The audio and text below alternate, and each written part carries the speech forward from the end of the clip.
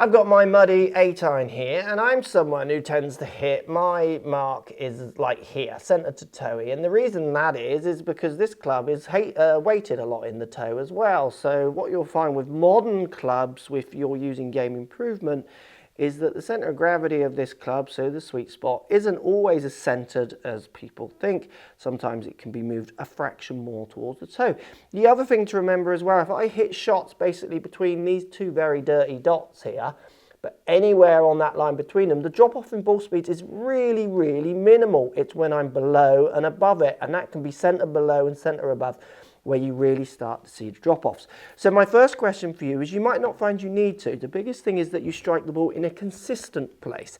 So if you're finding that the middle ones are going 10 yards further than the toe ones, then that can be a little bit of an issue. So things you can do to try and fix that, if that is the case. Try and get the lie of your irons checked. What I find with teaching lots of students over many years is they deliver with the handle up in the air, and that puts the toe on the ground, which means the centre of the club, so what they might think is the sweet spot, is higher off the ground than the toe, meaning it's much easier for them to try and hit the ball out of that part. They kind of work that out. They self-fix themselves through their delivery.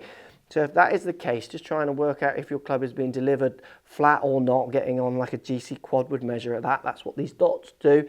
That might offer the answer in itself. The next thing you can do is you can practice, and this is something people don't practice enough, hitting the ball on different parts of the face. So actually consciously try and hit some out the heel, then some out the bottom, then out the middle, some out the toe, and if you can, some nearer the top, and see what the results of the shots are. If you find when you do actually get the ones out the middle, when you've practiced hitting all different parts of the face and you find that middle a bit more, and no better than the ones you hit out the toe, then again, remember, if you're hitting consistently in one or two-ish spots, so you say centre to slightly toe end, then you will get consistent results, and consistent results means you can play with that.